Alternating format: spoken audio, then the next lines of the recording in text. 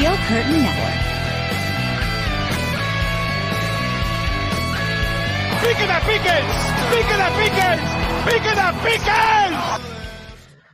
Yeah, we didn't hear that Pickett to Pickens call. We didn't hear any of that stuff, but yeah, the Steelers lose. Here we are at the Steelers postgame show. They lose 13-10 to the Cleveland Browns. I'm Jeff Hartman, one of the hosts here. Joining me as always, Dave Schofield. Dave, welcome to the show. Oh, Jeff, I'm so excited to be here and talk about a fantastic Steelers performance. Yep. Yeah, I lied about both those things. I know you did. It was pretty thick in terms of the sarcasm. Brian Davis also joins us. What's up, Brian? My initials are BAD. The D stands for depressed, dismayed, disgusted, and done.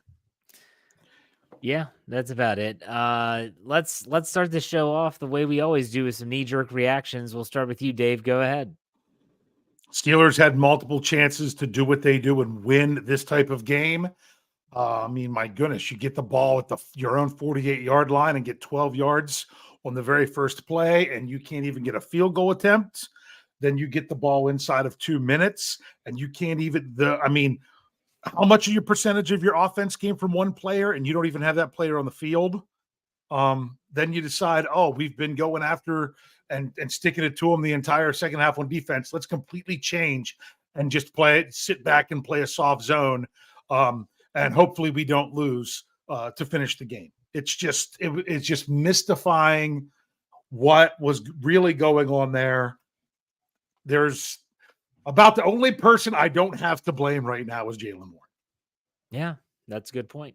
It's a good point. Brian Davis, what's your knee-jerk reaction? Well, I'm going to add to that. I am not upset with the Landon Roberts either. I will just say that's another good one. Yep. He did well. So 14 tackles, amazing. But 14 seconds. We just talked about 14 tackles, but 14 seconds, come on. That is inexcusable. This entire thing was inexcusable. And to blow it off the way they are, just saying, hey, it's a tough divisional matchup. No. You had every chance to win this game. And I am upset with everybody. And I am not going to make excuses for anybody this week, just for the fact that it's insanity. They're not changing the way they're playing. They don't care to go ahead and try to change it up. The way they try to change it up is with a cute, desperate play early on. It's not how you do it. You played against the best defense in the league, and you had a lot of opportunities. You were also had an opportunity to win a game and win the yardage game. But that shows no heart. I'm personally growing very, very tired of watching the opposition, other NFL teams. And, it doesn't matter. You just watch football. And watching the coaching staff and player execution, lesser teams moving the ball, having open receivers, throwing the ball looks really clean and crisp. And yet the Steelers can't do anything well. And when they are doing something well, like Dave alluded to, sometimes they just get away from it. And Jalen Warren gets 9 carries on the day, I believe is what he finished up with. And so it's for me, it's just mind-numbingly frustrating. Yeah, the product is boring as hell. I mean, it is so tough to watch. And it's just really, really difficult for me to constantly see. Let's use the Browns as an example. Boy, did Kevin Stefanski and company, they had a good scheme for DTR to, hey, like, this is what you got to do. This is what we're going to try to avoid. Steelers look like they are just playing pin the tail on the donkey with a blindfold on. Just awful. It's just awful. So we're going to dive through and we're going to diagnose all this stuff as we go. Let's get to some live chats first, like we always do. Let's go to Thomas. He gives us $2. It's time to look to 2024 season's over. I get that it sucked, and I get that this team sucked, but I mean, they are 6-4. They're still in the thick of things. I'm not about to just wave the white flag of surrender on the season just yet. I don't think anyone else is here. Jeremiah gives us $5. Says, I'm really sick of this dumpster fire. This is making me long for games like the divisional AFC loss to the Jags. At least they put up 40-plus points. I'd just like to get back to the playoffs. That's what I would love. Let's go to Evgeny Crosby. He gives us $2. Says, one of the worst football games I've ever seen. Yeah, I mean, you'd have to go back to like what year was it? The Miami 3-0 Monday nighter in the monsoon that the football that plugged into the turf. I don't know what year that was. That was bad though. Mm-hmm. Let's go to Isaac Aguilera gives us $5. How many freaking failed screen plays did they run? And tell me how many passes were attempted in between the hashes. Dishonor on them and their cow. So for me, I've said this even back to Ben Roethlisberger, that this Steelers team is one of the worst screen teams I've ever seen in my life. They just can't run an effective screen ever. Either someone's downfield, it's not blocked properly, the running back doesn't turn around, it's a bad pass. It's always bad. It's always bad. All right, Steel Dog 88. He says, time to cut the political BS. Name Warren, the running back one going forward. KP8's not the answer. Now outplayed by 3 rookie quarterbacks, Stroud, Levis, now DTR. Start Mason before we lose him like Dobbs. So, I mean, the Warren RB1 thing, I'd love to see him get the ball more in certain situations, but the only thing they had going for him today, the Kenny Pickett talk's not going to stop anytime soon. I don't care who's RB1 and RB2. But if one player is your driving force in a game, and we'll get to it eventually, but my goodness, they knew what they were doing every time Najee Harris was there. The Browns were flying right to what the Steelers were doing all the time. But yeah, when Jalen Warren was in the game, they didn't have any idea. See that and use it to your advantage rather than say, no, we're going to stick with our guy and keep losing yards. Okay, I'm sorry. Oh, and Tomlin, even after the game, was asked about it, and he goes, no, I don't think that it's a problem. It's like, oh, okay. I know you don't want to throw players and coaches under the bus, but I mean, at some point you got to say, maybe we'll take a look at it. We'll watch the film. Give me something like that. It's just ignorance. But anyways, Frank Bennett gives us $5. The Steelers ran the ball effectively all game, only to get into a situation where they had plenty of time and only needed 3, but chose to pass the ball. Why? That's a great question, Frank. That's a great question. I thought at least on second down they would run it and maybe, make them use it. See if the Browns would use a timeout, set yourself up for a 3rd and short or something like that. And no. What would that field goal kick have been in terms of length? I felt like they on that one, the 59 or 60, depending if they spotted the ball 7 or 8 yards behind the line of scrimmage. I don't know what the wind was doing, but I would have trusted Boswell to give it a shot. Let's go ahead. Evgeny Crosby, $2. Mason or Mitch can't possibly any worse. Sorry. I get it. Kyle Smith gives us $5. Says, love you guys, but I'm out to enjoy my day. This is the kind of game you just forget about. But quick note, can we wipe screens from the playbook? Hey, much respect. Go enjoy your day in another way. Yeah, there you go. Appreciate the tip. Thank you very much. Last King of Scotland gives us $4.99. Says, how can you watch the game and think quarterback? DTR had so many wide receivers schemed open. He didn't scan the field. So many 2nd and 10 runs. Canada route tree is abysmal. It's not good. Let's go to Oral Richards. Gives us $10. Thank you very much. Says Kevin Colbert. Last 2 number 1s, Najee and Pickett, will haunt the team for years. Kenny is not, will never be a qualified NFL quarterback. Number 1 draft need is quarterback in 2024. We will forever be 9-8 until we do. Oof. Strong words. Absolutely. Let's go to Brandon Diaz. He said, gives us $4.99. Remember, Kenny was Colbert's pick, not Khan. Keep an eye on that. Okay. Let's go to Wilson Pava. $1.99. Ugly close wins and ugly close losses go together. Well put. I think that's accurate. Evgeny gives us another $5. Says, I'm also sick of the mainstream sports media weekly Mike Tomlin butt kicking fest about how great a coach he is and what he's doing with less. Yeah, I can see how that would be frustrating for a lot of people. Steelers Nation Australia, Marky D gives us $5 dingo. Says, trade Steelers Nation Australia. I can't handle this fan base. Yinzers would had complained with a win or a loss. Well, that's true. We know that. We've been doing this show long enough, for sure. Thank you for the tip, Mark. Captain Underpants gives us $2. What are the excuses? Defense only gave up 13 points. That the offense is no good. That would be an excuse. No. Tyler gives us $4.99. Says Kenny said they thought they'd play man, but played zone, and it threw them off. Good Lord. We really can't adjust at halftime for a zone scheme. To that in the freaking NFL in week 11? I didn't hear that, but if that's what he was said, like that is screams. We couldn't hear that, yeah. Yeah, that's bad. I'll be anxious to hear what he had to say. Andrew Palladino gives us $10. Said the Steelers are like a gold leaf toilet with broken pipes in the plumbing, and they need to turn the page in order to move forward. 9-8 at best incoming. Tell me I'm wrong. Can't tell you you're wrong. I mean, yeah, it's bad. We know this. It's bad. We all know it's bad. The offense is abysmal. And so what we're going to do is we're just going to get right into it. We're just going to start right at the top with Kenny Pickett as a quarterback, like we always do. And we are going to talk about his stat line, which reads as such: 15 of 28 for 106 yards, a 3.8 yard average. He didn't throw a touchdown. He didn't throw an interception, was sacked 3 times, and had a quarterback rating of 62.5.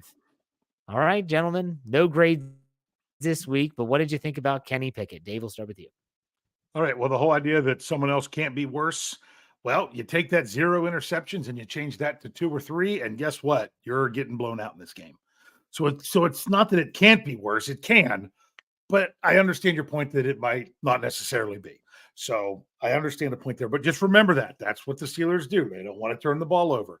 But at the same time, if the Steelers would have come out on that last drive and with Najee Harris and ran for -2 yards on the first play and ran for -1 on the next and then ran it again, then everyone said they don't trust Kenny and wouldn't pass. So either way, we wouldn't have been very happy. So at least they went and they were trying to attack at the end. They just not very well. Kenny was off. Deontay Johnson, was it that drive or the one before where Deontay Johnson, he had him, he just threw it too high. He just never seemed like he had it all together throughout the game. It was not a good performance. It was just some weird overall philosophy of what they were trying to do in this game. They were so convinced it was going to be a low-scoring game coming into it. It's almost like they decided they weren't going to try to score points, which is just mind-boggling. Bryan, what are your thoughts on Kenny Pickett? Again this week, the worst game of his career. And now he seems to keep having those. And it's hard. There's no excuse. Terrible game, which if this is the first time you're watching Kenny Pickett play, you're definitely saying, why is this guy in there? But I still go back to seeing this was a much better version of Kenny Pickett last year. Kenny Pickett is now in his head completely. He does not trust himself. The Steelers don't trust him. But man, you've got to go down the middle. And they're not doing it again. You get Pat Freiermuth back. Why? Why do you need Pat Freiermuth? Yeah. I mean, this was just inexplicable. I cannot. It's inexcusable. He's trying not to make mistakes, but sometimes you got to throw it. And if you make a mistake, that's fine. But when you get the ball where you are, a couple times in that fourth quarter, they could have very well, they should have won that game. They actually, if you probably looked at any of the DraftKings or sports books or anything that lets you make a bet, then they're favored at that point in the fourth quarter. Kenny Pickett, fourth quarter Kenny is a myth now. It does not exist. That was a thing that we thought we had. It isn't. This is just really bad. Is he getting help from his offensive coordinator? Absolutely not. But at least a marginal quarterback right now is going to make some plays in that situation. My gosh, we're giving platitudes to a guy that was absolutely terrible throwing the ball most of that game. And he's getting platitudes because they won the game because he got a couple routine passes off because he was able to. This is just bad all the way around. This is worse than 1980s bad. I long for Mark Malone right now. Like Mark Malone that's always in the live chat? That guy? No, that guy's a fraud. No, we definitely don't long for him. Yeah, I think that I do follow the NFL closely for a lot of reasons, and you see a team like the Buffalo Bills fire their offensive coordinator, and I'm not suggesting that the Steelers should or that they will, but man, you are 6-4. And you're putting a lot of stock into what's going on right now. And I just feel like the Steelers, I know they wouldn't make a move like firing their coordinator or benching their quarterback, but how long are they just going to keep throwing out the same old thing and thinking it's going to work? When was the last time we saw Kenny Pickett? I think, Dave, you said, he's been off, or maybe it was Bryan. When was the last time we saw him on? Like, I mean, a for a good sustained amount of question. time. Like, when was the That's a last good time? Was it, question. to me, you got to go back to the preseason. That was the last time we saw Kenny Pickett look like a confident, capable quarterback. He hasn't looked good at the good San Francisco week 1. No. Week 2, Cleveland. No. I mean, we could run through the gambit. The dude is broken mentally, it seems like. He drops back to pass. He has 1 read throws. I have to throw it to Jalen Warren. I have to throw it to Najee on the check down. Deontay Johnson's my only option. And maybe it's because of time. We'll get to the offensive line. But I'll tell you what, if you keep rolling this thing out over and over again, to me, I hate to say this because we are fans and we have no say in what happens. But as a fan, boy, is that a slap in the face, you know? It would just seem like the epitome of idiocy, just smacking your head against the wall over and over, expecting different results. So we've seen this long enough. I'm not change is necessary, but I don't think it's going to happen, which really sucks. I mean, Kenny Pickett, again, he throws for 106 yards. 106 yards. You can't put lipstick on that pig, in my opinion. You really can't. We don't have that. Well, in the fourth quarter, he made that one drive or scrambled that one time. They don't have that. Not this week. Not that you care about these at all, Jeff, but Kenny Pickett's best game this season by PFF's, by their score, was against the Rams. Where he was 17 of 25 for 230 yards. No touchdowns. Yeah. But no interceptions. I mean, the guy's, shoot, has he ever thrown for over 300 yards? Nah. In his career? No. This season, I don't think he has. I don't think he did last season either. I don't think he had a 300-plus game. One more thing about Kenny Pickett, if I can. Just 20 more yards. They win that game. Oh, yeah. That's the thing. Totally winnable game. But let me ask you this, Brian. If he gets that, if he yards on that one drive, and that's it. Sorry. No, it's fine. If he gets the 20 yards, Brian, are you seriously feeling better about it? Oh, no. But okay, I'm just saying, because I feel get the awful. win, though. And then I could sit here and say, all right, you escaped. You got the win. You still have time to clean it up. Now you get scared. I feel awful because everyone's like, oh, are you a Pickett supporter? I'm a Steelers supporter. I want the Steelers to succeed. I don't want them to squander away years wasting time if he's not the guy. Sure, we can say he's not the guy. This is a debate that will never end, and I really don't want to participate in it. The game I just watched, he was dreadful, and he's been dreadful now for the last 3 weeks, in my opinion. Going back to Jackson, he got hurt, but he was bad before he got hurt in that game. So I don't know. Let's get to some super chats because I'll just talk myself. That's 4 weeks. Oh, okay. No, but if we include Jacksonville and we include this one, that would be 4. Got it. Ant Smith gives us 499. Says KP only has 2 touchdown passes in his last 7 games. Not sure if he'll ever get double-digit touchdowns for the year, which is embarrassing. That's like those numbers don't lie. Like you can't. I don't know. Lying with statistics is a thing. Dave? Kenny Pickett had a 300-yard passing game once in his NFL career. When? He did? His first NFL start. Against 38-3 loss to Buffalo. Start. Because they threw it 52 times. Right. He had 34 completions. So, wow. Just fact checking ourselves. No. That's good to know. Tyler W gives us $2. O-line made it impossible early and got bullied. We're going to talk about them here shortly. Yeah. Let's get Dennis's $5 tip. Thank you very much. He said Kenny plays in his fears just like the coaches. Enough said. Can't argue that. Hey, that's true all around. Yep. Razor Shades Slayer gives us $1.99. Dave, do you see anything?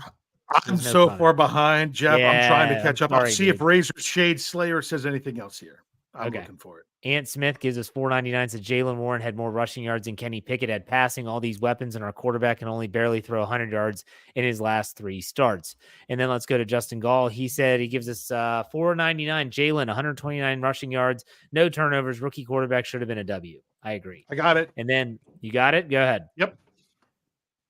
Might be in quarterback purgatory for a while. I hope not, but it's looking that way. I mean, Todd, yeah.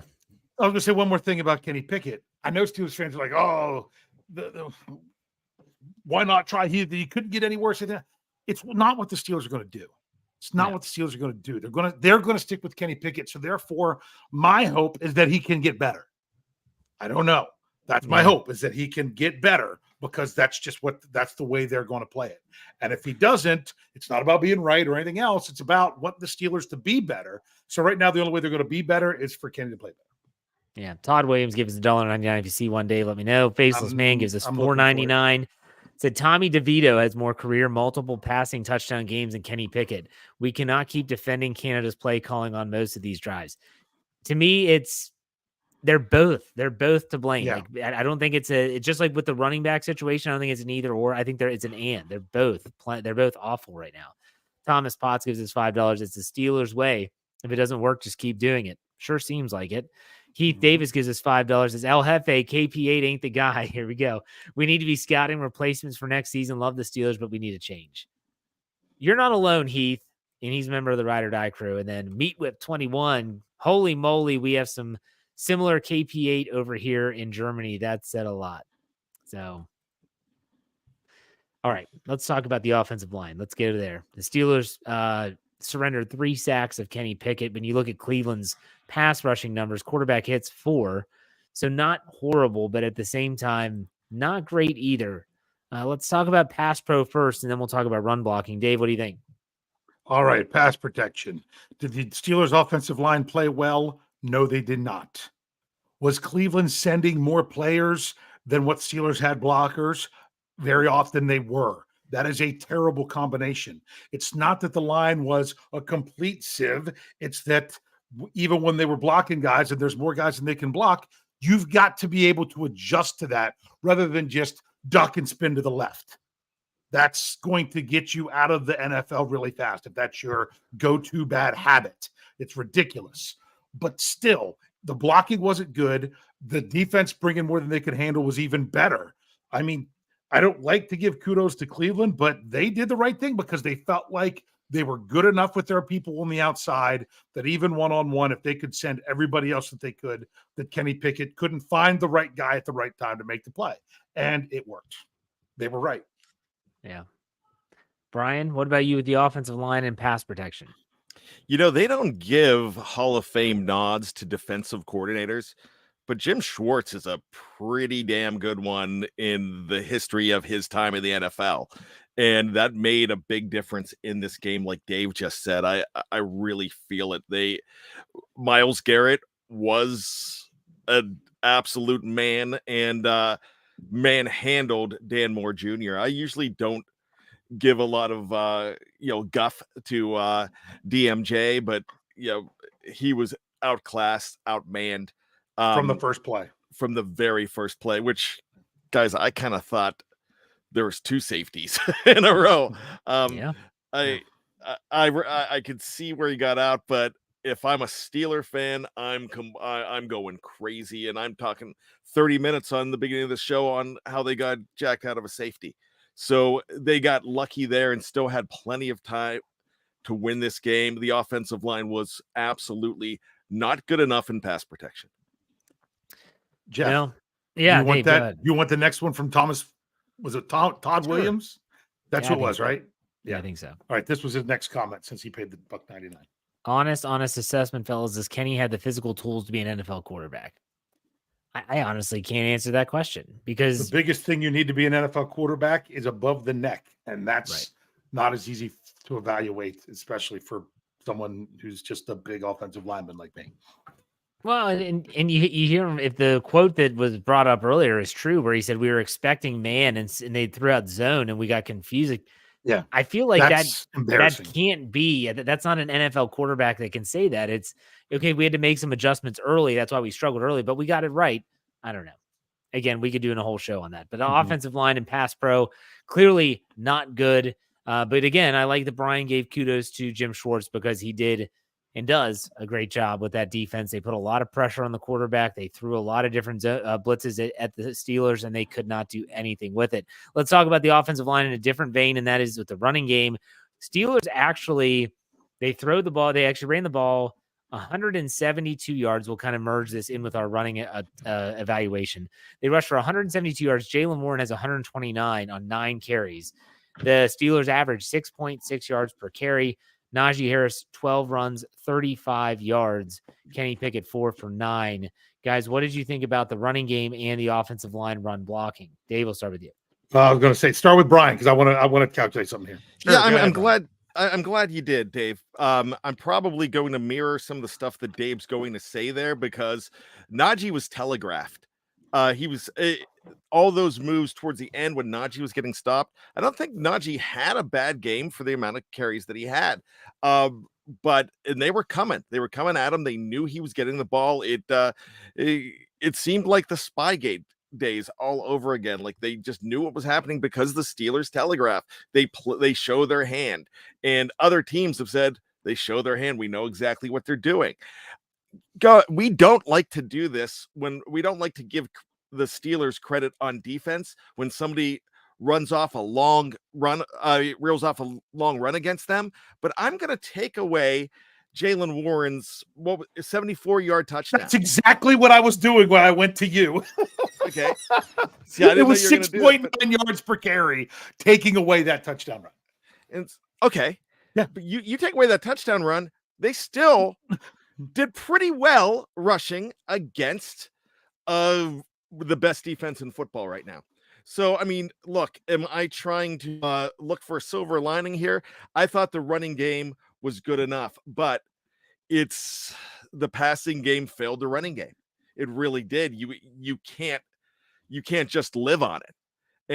And that's the thing. You have to have a passing game to they say the run sets up the pass, but the pass aids the run, and it wasn't giving any aid to it.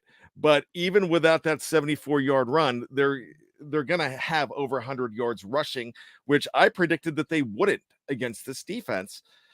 There were some very good Najee Harris runs at the beginning of the game. And I don't want to go back to the RB1 excuse, the RB1 debate, because I like the system that they have and it's working, but it's not going to work when you don't have the pass. So I'm not gonna complain too much about the O-line and running the ball. They run the ball so much better since Broderick Jones has been in there. Broderick Jones is definitely a winner as far as everything goes, especially in the run game. I like what they had there. All right, Dave, go ahead. Okay, yeah. Since Bryan was doing that, that's what I was calculating. Is why I wanted Bryan to go first.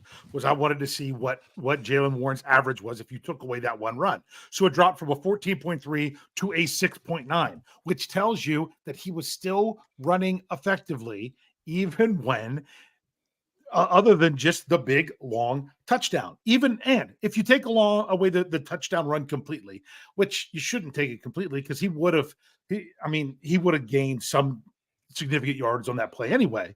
They still outrushed the Browns. The thing that I had, and on less carries, the thing that I have a problem with is on a day when you throw, well, Kenny Pickett threw for 106 yards, but what was their net passing yards? Let me look that up because you got to take off the sacks. Their net passing yards, 77. So on a day when you have 172 rushing yards and 77 net passing yards, what do? You run it 26 times and you drop back to throw 28 times. More than 28 times. Because how many of Kenny Pickett's runs, out of those 4, I'm pretty sure 3 of them were scrambles. So it just didn't make sense for them to keep they wanted to keep the Browns, off their game so much of running the ball that you had to throw it enough to keep them honest that you took yourself out of drives by throwing, trying to run a screen 5 yards behind the line of scrimmage and having to throw the ball into the ground wisely rather than lose a bunch of yards. There was just so much going on there. And Najee Harris, let's get to Najee Harris. And whether you want to put the blame on Najee, you want to put the blame on the Steelers' offensive scheme telegraphing what they're doing, because like I said, it seemed like the Browns knew exactly what was coming every time. Najee Harris rushed for 35 yards, almost exactly half of them, 17 yards, came on one rush on 3rd and 22. Yeah. You take that away, he's 18 yards on 11 carries. So, and yet that's who they had out on the field in the key moments. Like I said, I don't care who takes the first snap of the game. I care about who takes the last one, the one when it matters, whether that's the last one or not, because if it's victory formation. I think you guys know what I'm trying to say. Yeah, so I get it. Jaylen Warren, every time he had the ball, it seemed like he had space because the Browns didn't already automatically know what was coming. Najee Harris had no space the whole game because they were just crowding where things were coming. It just seemed like they were completely out schemed. The Browns defense must have taken that football coaching for dummies book and read it very well and laughed about it as they pointed I can't remember the guy's name. You know what I'm referencing. I don't. Well, that's what they did to stop the Mud Dogs in the Bourbon Bowl, where they were reading the coaching for dummies and Waterboy. And that's exactly why they knew what they were going to run. That must have, because the Browns knew when Najee Harris in the game what they were running. I mean, I don't know but they figured it out. Well, it's going to lead us to our next topic. I'm going to sum up the running game and really the offensive line and say that this was a one-man offense today. It was Jaylen Warren. And that was it.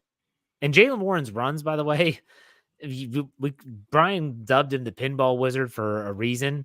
The dude just doesn't go down. It's not like he had these gaping holes where the Red Sea is parting and the offensive line is just plowing their way. And some of these runs, I mean, zigging, zagging, bouncing off defenders, never going down. It was a one-man offense today. Jaylen Warren. That's it. That is it. And they could have won with it. That's what's sad. So let's talk about Matt Canada quickly before we take a break. And then we head over to the other side and we handle defense. We get some more super chats and we'll talk about some final thoughts. So Bryan, I'll let you go first. Thoughts on Matt Canada and the play scheme, structure, calling, you name it. It is absolutely irreprehensible and how bad he is calling games. Now, we can this isn't a chicken or the egg thing. Like Jeff said earlier, it's both. Right now, it is both. So I'm not going to say that that they would have won if Kenny Pickett would have stepped up. Well, I think they would have actually, but I think they would have won spite of Matt Canada. But Matt Canada could have probably helped out the whole process, but Kenny Pickett still had a horrible game. So I don't know. Maybe they were just doomed from the start because both of these guys together make a negative. It's like, I mean, how they say two negatives make a positive? Not in this case. No, definitely not. Dave, thoughts on Matt Canada? Yeah, I missed something in my other rant. But to me, this kind of can rely on Matt Canada as well and the rest of the coaches. The last time the Pittsburgh Steelers ran for over 170 yards and lost the game was Mike Tomlin's first year coaching against the New England Patriots, 2007, week 14, and they lost 34-13. They ran for 180 yards and got blown out. Other than that, I mean, the Steelers, when they hit, I talked about on Stat Geek since 2015, they were 28-1-1 when they went over 150 yards rushing, which the only loss was the Scobie debacle. And they had the recipe to do it. It's like, I don't want to take everything away from the Browns, but the Steelers and Matt Canada and some of the other stuff, they got in their own way so much in this game that a game that they didn't play well, but they still could have scraped out. They didn't because they couldn't get out of their own way. Yeah, that's a good point. So before we take a break, and I want to talk about Matt Canada, today it kind of reminded me of something. Let me whisk you all back. I'm 40 years old, so let me whisk you back to my childhood. Okay, one of my favorite games ever on the regular Nintendo was Tecmo Bowl. Now, for those of you that are old enough to see the original Tecmo Bowl and the layout, you had 4 possible plays to choose from: 2 pass, 2 run. And you would choose your play. And I remember my brother and I would hide our remotes or our controllers so we couldn't see the play and stuff. And then Super Tecmo Bowl came out. Holy crap. Now we have 8 plays to choose from: 4 run, 4 pass. And so you have the biddling. You both select your play, and then as you get out there, hud, and then the play starts. And if the person that's on defense gets your play, dead to rights. Well, first and foremost, I feel like this was Matt Canada's play sheet with Super Tecmo Bowl. So he has, you think 8 plays? No, the top 4 are gone. The passing plays are gone. He doesn't have any. So he only has 4 running plays. And it felt like Jim Schwartz was just peeking over his shoulder and just picking high. He chose B up, blink. And every single time, boom, the play was destroyed. And we don't have Bo Jackson. Out of a 74-yard touchdown run. Well, that was the Bo Jackson play. You know, we used to have the no Niners rule back when I played Super Tecmo Bowl and stuff like that. But still, that's what it felt like. It felt like sometimes they were picking these plays and it's just the same 4 plays. And half the time Cleveland got it right. And I remember when these players on the screen would just collapse all over the ball game. You're like, damn it, they picked the play. Like, that's exactly what it feels like in real life. Here is Matt Canada running an 8-play script from Super Tecmo Bowl. That's exactly what it feels like. All right. That is the best analysis we've ever had on this show. And I gotta tell you, I love that. Hut. Everyone. All right. For those watching on Twitter, Facebook, or YouTube, we're not going anywhere. On the audio side, we're going to take a quick break. You'll hear a word from our sponsors, and we'll be back to talk defense. Stay tuned. All right, Steeler fans, welcome back. Hopefully, I need to get my hands on a regular Nintendo. I would love to play Tecmo Bowl again, just so I to be clear. I did a couple years ago, Jeff. I had my Super Nintendo, and I was playing it, and Rod Woodson was he was a freak. Yes, he was. Yes, he was. Now, what you guys really need, which is more on the Matt Canada level, I got this from my brother because we had when we were kids. The handheld thing that all it is red dashes, and you have to move the red dash out and around to get the first. Do you know what I'm talking about? Or is it so old? Is it so old that Jeff doesn't even know? I don't. I think I've seen this. I'm not trying to. I'll have to make sure I have it for the screen sometime because I have it upstairs. Okay. I'm not very good. My son's actually pretty good. Is it the green or white one? Oh, this one was white, but it had green. It had green around the edge, and all you had to do was move the arrows up and down, and the people would go ding, ding, ding. Yep. You'd have to move with that as they would go. Our good friend Hondo Carpenter from the Raiders Insider put that on Twitter today. If you had one of these, you had a great childhood. Yep, I have one now. All right, we have some super chats to tend to before we dive into the defense. Let's go to Tom Plays Games, or Tom Muir gives us $5. So what was the decision making on the last offensive and defensive drives? Cole and Moore Jr. are liabilities at this point. I would agree. I think Mason Cole's been pretty subpar most of the season. Dan Moore is Dan Moore. Cole had some better moments in the third quarter. Like, he came out a little bit better to start the second half, but there was still some sketchy ones in there as well. But if you were looking for Mason Cole highlight plays in this game, you would have to look in the third quarter. Yeah. Wilson Papa gives us $1.99, says outmanned, yes, outclassed. Ask Mason. No, I guess referring back to the Thursday night game, I guess. I don't know. No. All right, let's go to Frank Bennett. Gives us $10. Says, does anyone honestly see Mitch or Rudolph doing any better? The offensive line can't hold up. Play calling is terrible, and I feel like we could throw any of our quarterbacks out there, and it would still look terrible. Yeah, I probably agree with that. I don't think it's going to be much better. All right, let's get Strictly Hobbies. Gives us $4.99. Do we look at a second-round quarterback next year? I think we have to. You're going to find the answer in the second round? I don't know. Like, that's the question. I really don't even want to go down that road just yet. Let's go to Tyler W. Gives us $5. Says, to be fair, this was our first hostile environment, and we clearly struggled getting calls in and the offensive line getting set. That can get cleaned up. Yeah, some stuff can get cleaned up, but some stuff has been the same all season too. That's a good point. This really was the first hostile environment. Yeah, I would agree with that.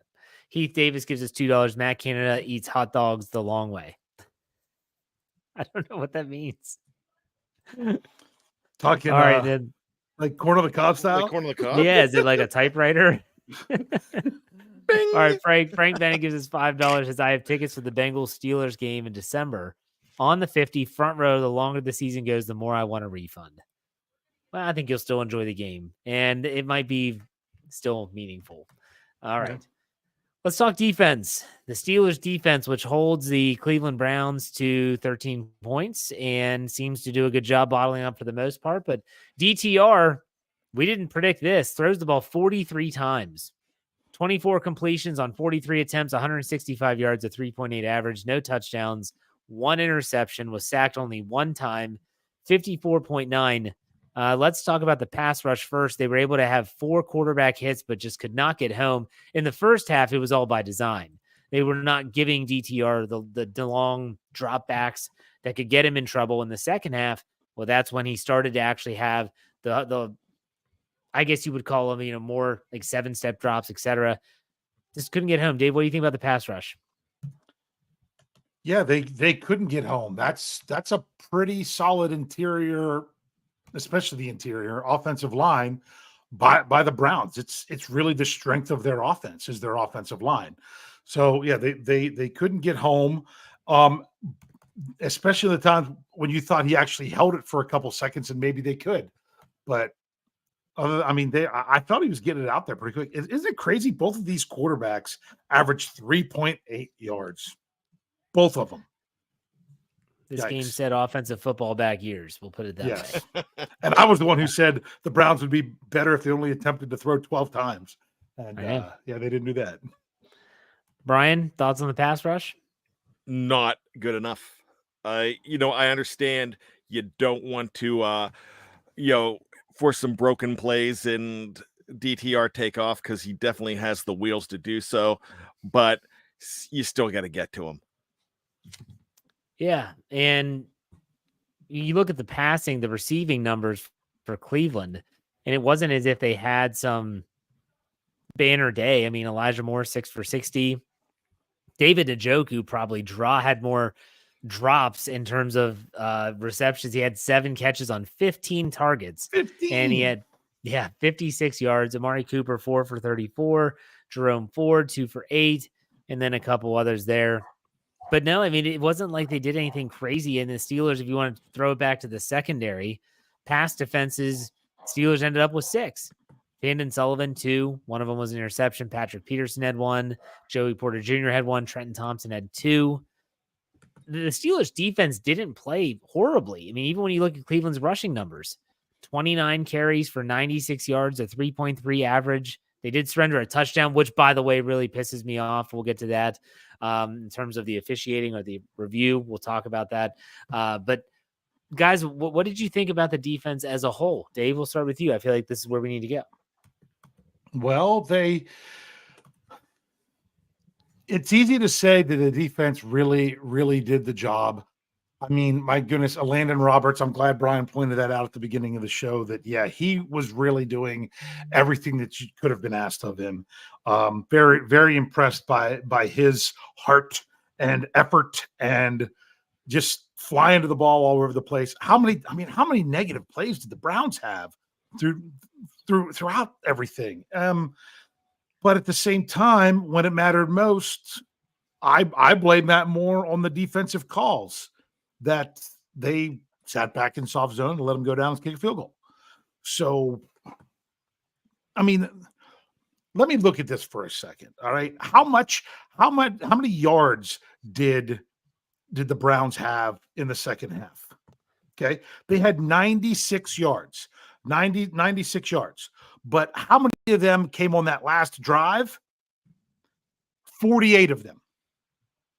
Half their yards in the second half came on that last drive to kick the field goal. I mean, that's some pretty impressive defensive stuff there. Until you give up the field goal to win the game or to lose the game. Sorry. No, that's a good point. Bryan, what's your thoughts on the defense?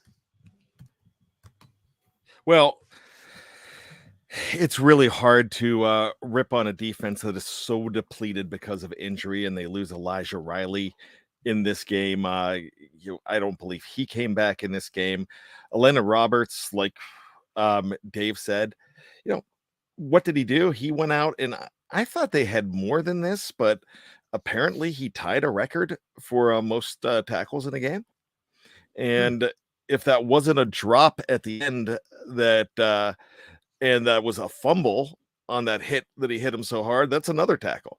He had a pass defense there, basically. I mean, he was all over the place. They were doing some really good things. Keanu Benton's turning into a really good player. I don't know what that was all about with the penalty on Keanu Benton at the end on special teams, the delay of game. No, that was on defense. he jumped up and was pointing, that they jumped. Oh, And they called a penalty on him for making a movement to try to draw the offside. I don't know okay. if it was. I don't know if it was the jump up or if he did something before that we just don't know. Okay, yeah. So I was a little confused on that. I didn't get a chance to go back and look at it. But can I say something about that, Yeah. Bryan? What I think that really was they threw a flag and stopped the game. They talked about it and realized that the offense and concluded the offense did not jump.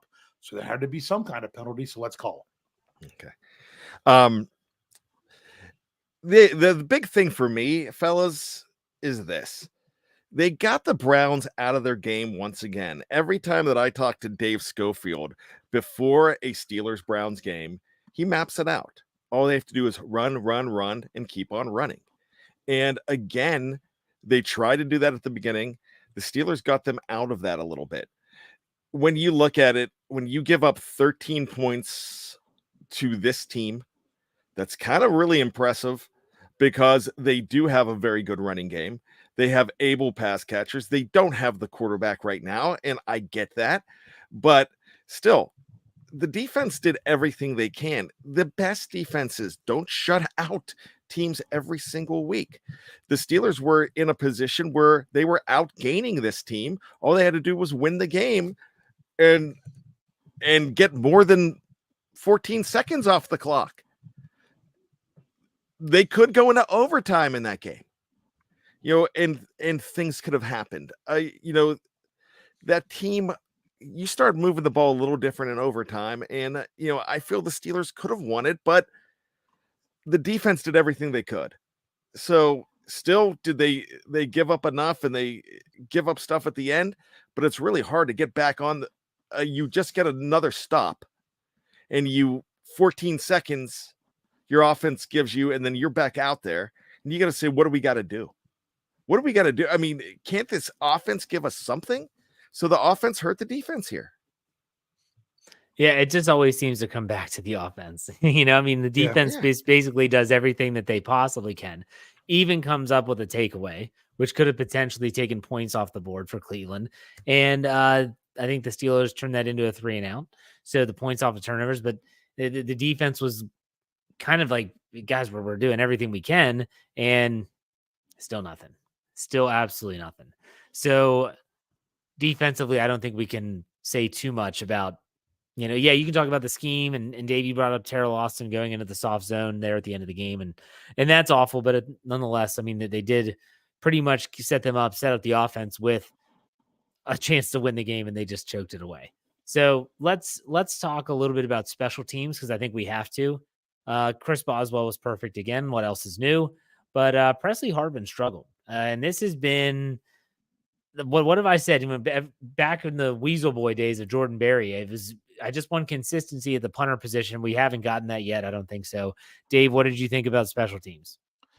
Well, somebody in the open thread at steelcurdnetwork.com said of something that was a really good point.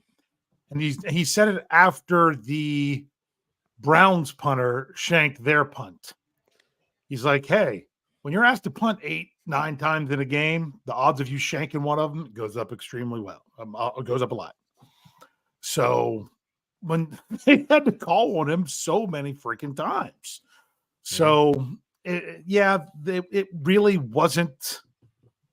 It was bad in a couple key moments. I'd have to go back, and I know the one shank was pretty bad. The one before that was too much of a line. That was a line drive, allowed them to have a nice run back too. So, yeah, it was not the best day. And as I've said many times since he joined the Steelers, he punts much better at Heinz Field / Acrisure Stadium. Yeah. Bryan, thoughts on special teams? Not special enough. Press. Yeah, I like what Dave said about that. Kicking so many times like that. I kind of feel though that it wasn't his leg that was the problem on that last really bad punt. It's like it was the connection. He kind of bobbled it when he brought it down. He didn't connect. I thought that was more of a stick handling issue. I guess if we want to merge hockey into it, I kind of feel like he didn't connect. It went off the side of his foot or the corner of his foot a little bit more. It was bad. I just want consistency. That's all I want. Like, that's all I want. Consistency. Brad Wing had better consistency when he was here in the interim when Presley Hartman was hurt. All right, let's go to Tom Shannon. Give us $5. Says, we need Jeffrey to explain all of our pain to us now more than ever. It's funny. Hey, Jeffrey's welcome back whenever he wants. Victory Asher gave us $4.99. He said the defense held the Browns at 10 points for 59 minutes and 55 seconds of the game, and the defense didn't do enough. The offense needs to show up. Yeah, the offense needs to show up. I don't think anyone's debating that. Tyler W. gives us $2. Defense bailed out the special teams too on more than one occasion. Afton Forehead asked the question, $2. What did you think of Michael Walker? I hope I said that correctly. I didn't notice him. Yeah, that was the thing. You didn't see him in a bad way. I honestly couldn't even tell you how many snaps he played because was he number 38? 38, I think so. Yeah. Because it was like I couldn't tell you exactly how much he was out there. So he wasn't noticeable in a bad way, but it's not like he really stood out a bunch in a good way either. Neither is Trenton Thompson. So, I think you could look at those guys that filled in off of the couch, basically, or off of the practice squad as not bad. Yeah. Let's go to the last one here. Super chat. Steeler D gives $4.99. Says, I'm sorry, bad. To go to that defense after they shut them down was inexcusable, especially given the offense's ineffectiveness. And that's referring to Terrell Austin kind of going into that soft zone defense there at the end instead of playing aggressive and keeping the I agree. When did they do it? Well, the Browns, other than that, Jeff, I still want you to talk about the touchdown. But they gave up a touchdown and 2 field goals. Both field goals were the final possession the Browns had of each half.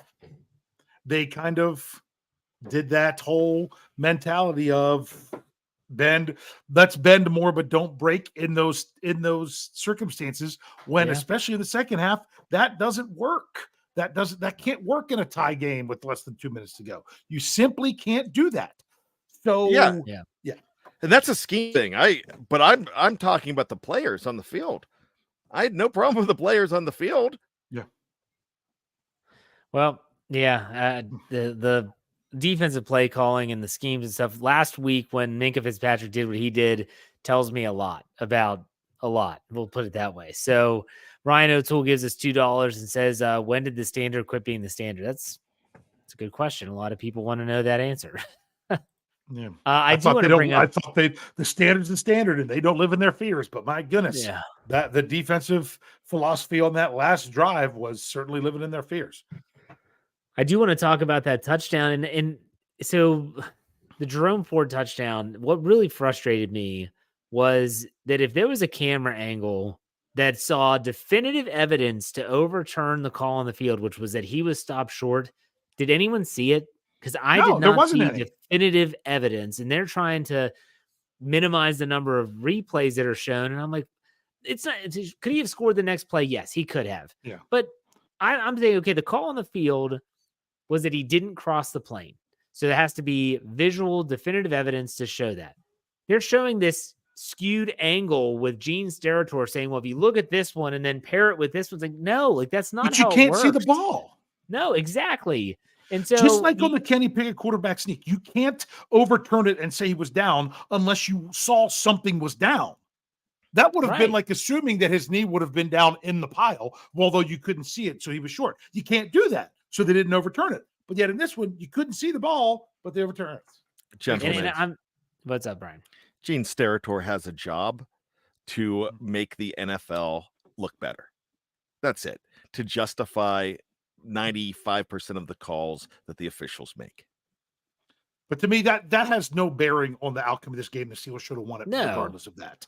But it still sucks because you don't do something like that. I understand.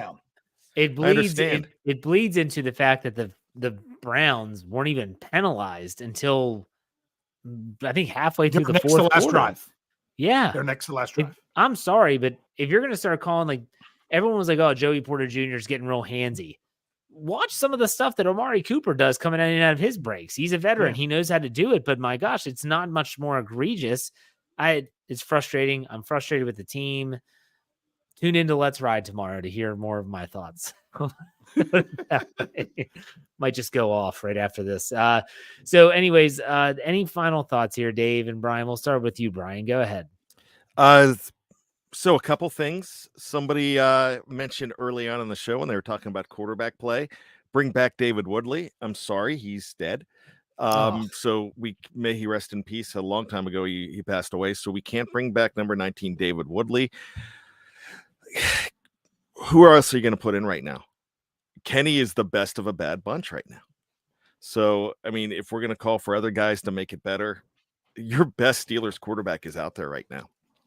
And that's all there is to it. The last thing I want to say in final thoughts is right now there's scapegoating with, of course, Mike Tomlin's always going to be a scapegoat. They're scapegoating with Matt Canada, fire Matt Canada. As soon as Matt Canada's gone, you're going straight across the ball and you're going to go after Terrell Austin. And I'm not going to say that it's not going to be justified, because for the talent that's on that defense, whether they're hurt or not, you should not be averaging like 28th, 29th in all those categories when they put them across the board. And making that call late in that game, late in the half, late in the game, it's inexcusable. So the coordination is on both sides. Okay. Dave, final thoughts? Yeah, you just kind of expected. I didn't expect the team to feel like they were living in their fears with so much when it came to philosophy and scheme. It really did seem that way. I said it earlier that it was almost like a self-fulfilling prophecy for the Steelers offense that this was going to be a low-scoring game. They decided they weren't going to, that this is a low-scoring game before they even went out there and really did stuff. And if they I don't know what's going on with Kenny Pickett. I don't know what's going on with his head, but I think that's where a lot of the problem is. And that's what's sad, because we saw a free to do what he was doing Kenny Pickett in the preseason.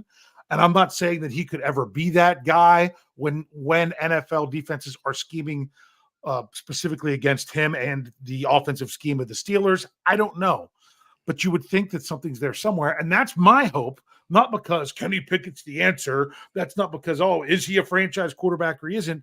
It's because he's the guy that's going to be in there for the Steelers in 2023. And this team is 6-4. And next week they face a Bengals team. Yes, they're coming off 10 days, but they're trying to figure out what they're doing with their quarterback situation. And I'm sorry, the Cleveland Browns have a much better team, minus your quarterback, than the Cincinnati Bengals. They do. They have a top-notch defense. That it's still no excuse, but they know that they can still go out there and win without top-notch quarterback play, because they weren't getting it from Deshaun Watson anyway, outside of the second half of last week. So you have a game there. You have a couple games against teams with losing records the following week after that. So for everyone who wants to mail it in and talk about the draft and everything, I don't. And yes, what the Steelers did today, you can't keep trying to win this way. They were going to eventually have one of these games catch up to them. I'd much rather them do it in week 11, although I hate that it's an AFC North game and that it's against the Browns. Take that out of it to where you can actually maybe build from it and improve on it down the stretch, rather than just continue to win that way all the way up and then have it happen in the postseason. Something has to improve with that type of philosophy. You have to grow beyond it. I've been saying for a while that I want the Steelers to win along the way, keep getting better, and peak at the end of the season. But what we've seen now, especially from the quarterback play for the last 2 weeks, makes it really hard to hope that it's going to get better. But yet still, that's the only option that the Steelers have. So you've got to go in. You've got to get the practice. You've got to hit the film room. You've got to hit the meeting room. You got to hit the weight room, whatever it is. And you've got to come out and do everything you can to make it better. Yeah, there you go. Let's get this last super chat here. Steeler D gives us $4.99. The team calls a defense as if they have the 3B still playing and they'll score points in bunches. They don't try to shut out anyone. Well, you can't. You It's don't really shut tough to people shut out in an today's NFL offense. It's really tough to shut out an NFL Browns offense, did. but they did. Yeah, you're right. All right. So, hey, here's what I wanted to remind everyone is that if you're watching this live anywhere, Facebook, YouTube, Twitter, make sure you check out our audio only feed. All right. So that's where you'll find tomorrow, Monday morning at 5:30 a.m. Eastern time will be my Let's Ride podcast. I'm about to go off, just so you know. Like I'm like feel like the Inside Out movie, the little anger guy. He's like, his flames come out of his head. Like that's what I feel like right now. So I'm gonna have a good show tonight. Check it out tomorrow. You can only hear that on our audio only feed. You can check out Bad Language tomorrow at noon. Dave will have his Stat Geek on Thursday morning. You got to have those on the audio only feed, so make sure you check those out. But gentlemen, make the best of a bad situation. Steelers lose. It's always fun talking Steelers with y'all. Let's have a good rest of our week. Hey, happy Thanksgiving. In case we don't talk to you, we'll be talking about the change of schedule coming up this week, but be on the lookout for that. We'll see you next week after another post-game show. Take it easy, everyone.